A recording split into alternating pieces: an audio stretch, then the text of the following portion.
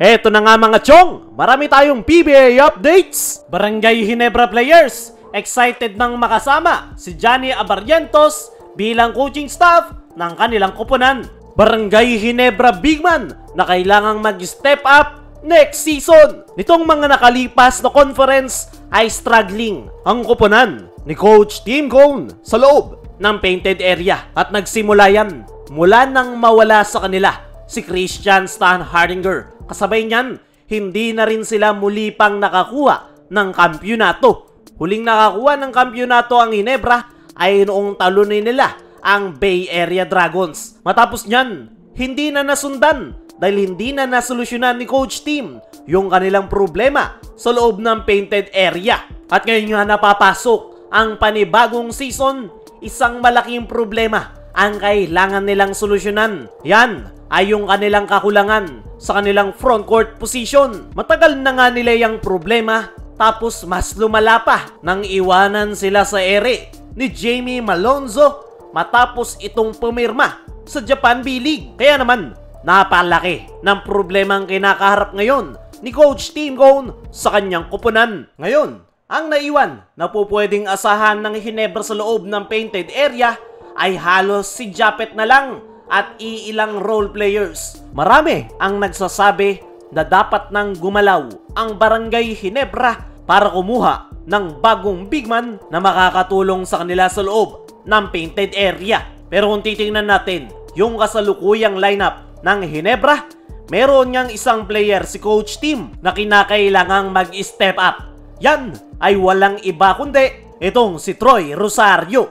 Ito nga si Troy mga chong, nakakuha ng Ginebra via unrestricted free agency. Nakakatulong naman ito sa Barangay Ginebra pero hindi pa siya nakakagawa ng malaking impact sa kanyang koponan. Kaya naman, ngayong nangangailangan ang Barangay Ginebra ng bigman na makakatulong sa kanilang koponan, ay ito ngang si Troy Rosario ang pinakakinakailangang mag-step up para masolusyonan yung kanilang problema. Okay naman si Troy Rosario sa mga unang conference nito sa Barangay Ginebra, pero kailangan niya ngayang doblehin para sa paparating na panibagong season ng PBA. Ngayong wala nga si Jamie Malonzo ay mas magiging mabigat yung trabaho na itong si Troy Rosario dahil siya nga yung sasalo sa iniwanang trabaho ni Jamie Malonzo. Pero hindi nga yan magiging madali para kay Troy. Unang challenge sa kanya ay injuries. Minsan, nawawala yung momentum ni Troy dahil sa health issues. Nakita natin yan sa Barangay Ginebra. Unti-unti na siyang nakakabuelo. Ang kaso, tinatamaan siya ng injuries na pumipigil na mailabas ang kanyang tunay na laro. Pangalawa, consistency. May mga gabi na sobrang init ni Troy pero meron ding mga laro na halos hindi maramdaman ang kanyang impact. At pangatlo ay pressure. Ang expectation nga sa kanya ay mas lalong lumaki dahil mas nangangailangan ang Ginebra ng reinforcement sa loob ng painted area dahil sa pagkawala ni Malonzo. Kaya naman, kailangan talagang mag-step up na itong si Troy Rosario dahil kung hindi, baka tuluyang bumagsak yung frontline ng Ginebra dahil sa kanya nga nakasalalay yung frontcourt position ngayon ng kanyang koponan. Kung ako ang tatanungin mga chong, kaya naman yan ni Troy Rosario pero hindi magiging madali.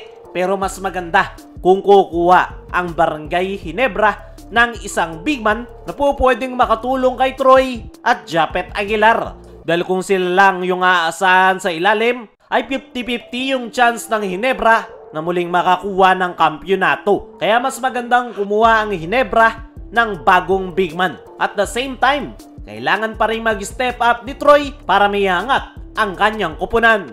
Kaya mga chong, ano ang masasabi nyo na si Troy Rosario ang pinakakailangang mag-step up sa Ginebra next season? I-comment mo lang dyan sa ibaba. Dumako naman tayo dito sa kabilang balita. Barangay Ginebra players, excited nang makasama si Johnny Abarrientos bilang coaching staff ng kanilang koponan. Nitong mga nakalipas na linggo ay ang unang naging galaw ng Barangay Ginebra ay ang pagkuha kay Johnny Abarrientos para maging parte ng coaching staff ni Coach Tim sa Barangay Ginebra.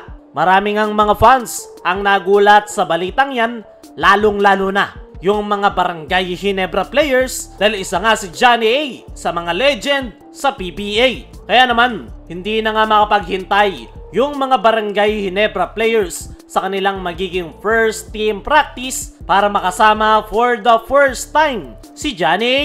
Ayon sa mga source, ay pagtapos pa ng PBA Rookie Draft magsisimula ang team practice ng Ginebra September 8 to be exact. At hindi na nga makapaghintay ang Barangay Ginebra players. Nitong mga nakaraan ay nagsalita na itong si Johnny A kung saan excited na rin ito na muling makasama si Coach Tim sa Barangay Ginebra. Ipinangako nga nitong si Johnny A na ibibigay niya ang lahat ng kanyang makakaya para matulungan si Coach Tim at ang kanyang bagong kupunan na muling makakuha ng kampyonato. Para sa akin mga chong, isang good addition itong si Johnny A sa coaching staff ng Ginebra dahil kabisado nito yung triangle offense ni Coach Tim, kaya mas gagaan ang trabaho ni Coach Tim Cone sa Ginebra dahil sa pagpasok ni Johnny A.